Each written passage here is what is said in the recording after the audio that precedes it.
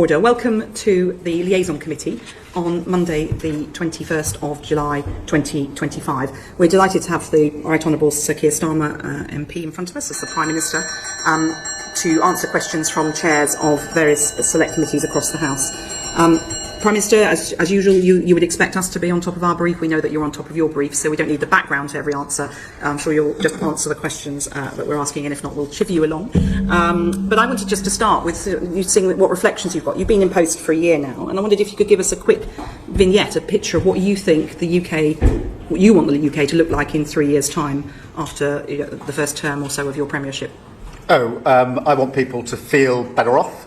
And there has to be a central focus on living standards. I want them to feel, as they will, that the health service is working much better, is there for them and their families in a way that it hasn't been for many years. And I want them to feel safe and secure both in their immediate neighbourhood and as a country, both our borders and national security and defence. So they're the three things that I'm focused on more than anything else, those three things.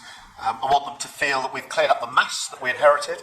After the election, it was a huge mess because we had a broken economy and broken public services, and that we're on the road to rebuilding the country.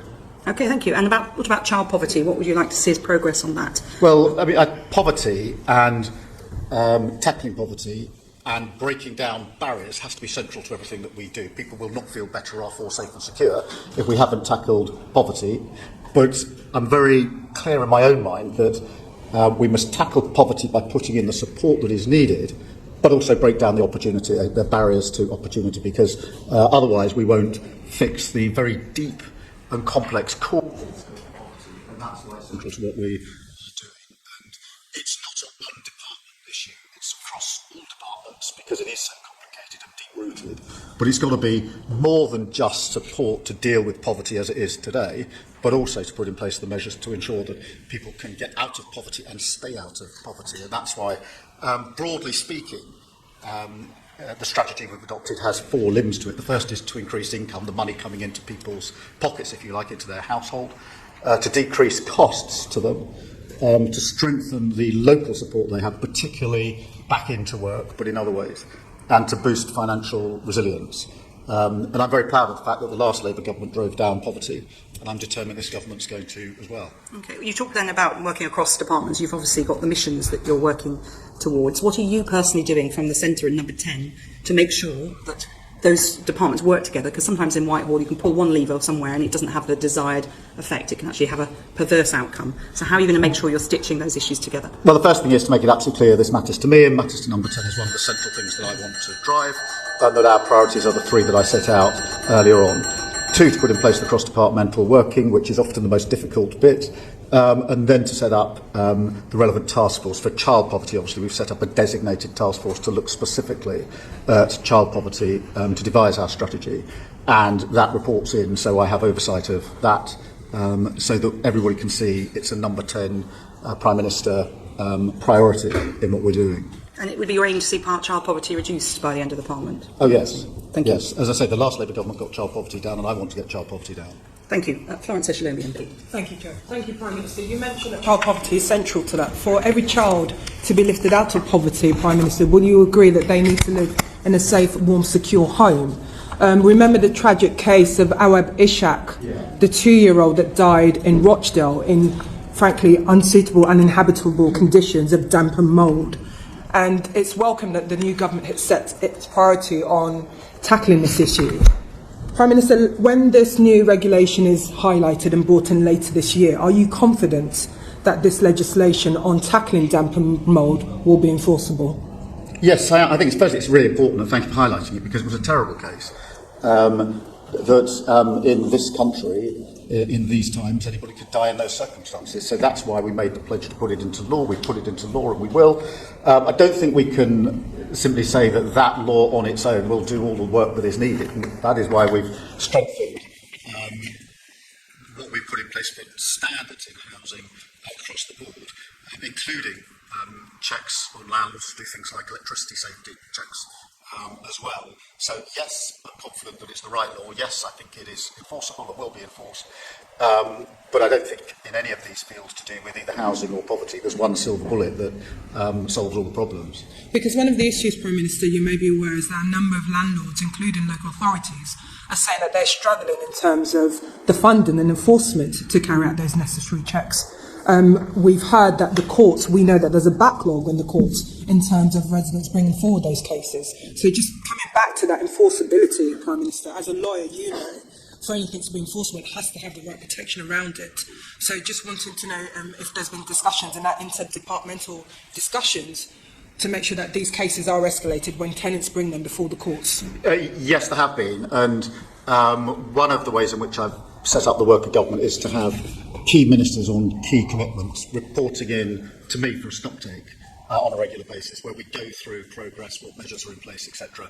And housing, as you would expect, is one of those. There are 6 areas where we have these regular stocktakes, and housing is one of them. So the Deputy Prime Minister and her team come into number 10. We have a session where we go through a number of different issues, but decent standards in housing and enforceability is among them.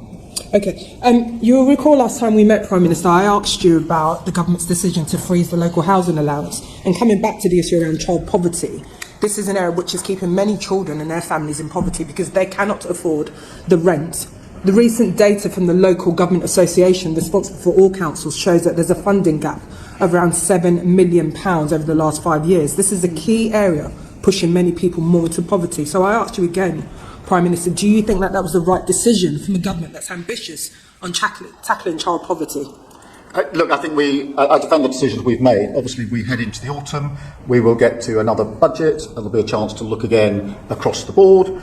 But we certainly made the right decision first time around. I think I'd also emphasise something I touched on last time, which is, in the end, with housing, we need to build and make available more housing across the board. There simply isn't enough. And that but the starts, Prime Minister, you may have seen are quite low. We're not building those houses quickly enough, and we will see more people and more children in poverty.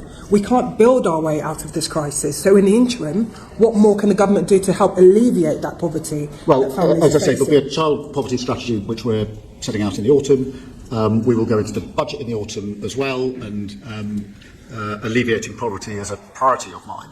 I do think that we need to build more, though, and we have to build more because we've had a problem for many years of not building enough social and affordable housing in this country. And until we crack that problem, we will never be able to get to the fundamental roots of the failures here, and that's why, on that issue in particular, I'm pressing the Deputy Prime Minister very hard. Prime Minister, on that though, when homes are built in expensive parts of the country, it's very hard for social landlords to afford to buy them at the rate they would need to pay, make sure that the rents are truly affordable rents.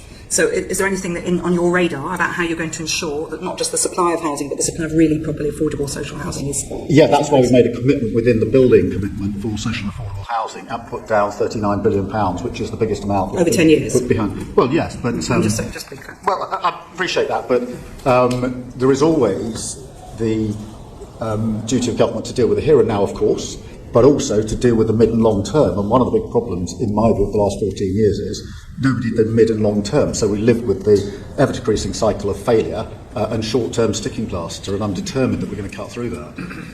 Thank you, Chair. Thank you. Sir Geoffrey Clifton-Brown. Good afternoon, Prime Minister. Good afternoon. Just following on from Florence's last question on local housing allowance, some 45% of households now face a shortfall between the local housing allowance they receive and the rent they pay.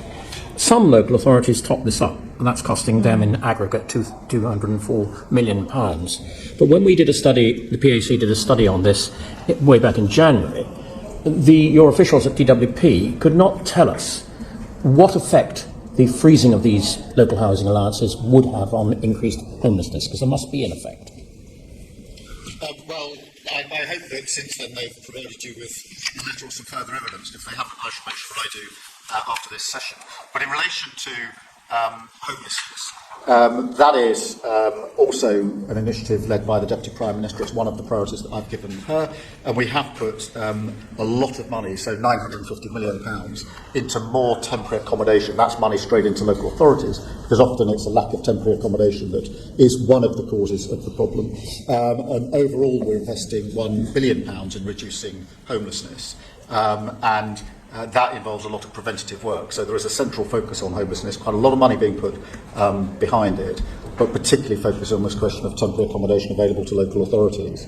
So if we could just stick with homelessness a minute. We discovered that the cladding remediation levy was sucking up so much of developers' funds that the affordable housing starts in London last year, from a fairly low base, I accept, dropped by 90%. Yeah. That surely is not going to help either the people who are made homelessness or your overall efforts to reduce poverty, is it? No, and we need to drive that up, and that's a problem we've identified and are working on. Obviously, we've got to do the necessary work on cladding. That's got to be financed, but you're absolutely right. We need to turn that number around and drive it up, and so the Deputy Prime Minister is across all these issues of housing. So one of the hardest things I found in our inquiry was that at June 24, almost 6,000 households with children were being housed in bed and breakfasts, of which almost 4,000 were over the 6-week limit. I just ask you, Prime Minister, to imagine what it's like living in B&B with children, especially over when you're having to get out probably at 9 o'clock in the morning and not come back till 6 o'clock in the evening. It must be pretty hard. And of that, so we found that 39,000 households were living in occupying temporary accommodation outside their normal home area. So there will be people living over the 6-week limit with B&Bs, with children, outside their area, trying to struggle to get to schools or work or whatever it is they have to do. I really wonder, what would you suggest you can do to begin to solve that problem? Well, firstly, let me acknowledge it's a real problem, has a huge impact on families, and not just the physical aspects of living in those conditions, cramped and small circumstances, but also in very many cases the ability of a child, for example, to get on with their homework and get on at school. So it has not just immediate short-term consequences, it has longer-term consequences, because those same children, once they're struggling in school, will then struggle further down the line in school. That is why it's important that we have put the extra money into temporary accommodation for local authorities to make sure there's a wider range of accommodation. Now, you can't fix this overnight, but you're absolutely right. It needs to be turned around for all the reasons that you've identified, and I absolutely understand. Thank you very much. Just on that, Prime Minister, every homeless child means a child missing school, a child missing out on a vital and welcome breakfast club that your government have committed to, a child or adult missing out on those extra hospital appointments because they don't have a safe and secure home to go to. We are seeing councils at breaking point because of the additional money spent on temporary accommodations. A number of councils declaring bankrupt because of temporary accommodation. This is not sustainable. And I come back to some of the measures that have been taken by the government. So just to ask, do you feel, Prime Minister, then, that we do need to have an urgent reset in local government funding to look at these long-term solutions and key pressures facing councils up and down the country?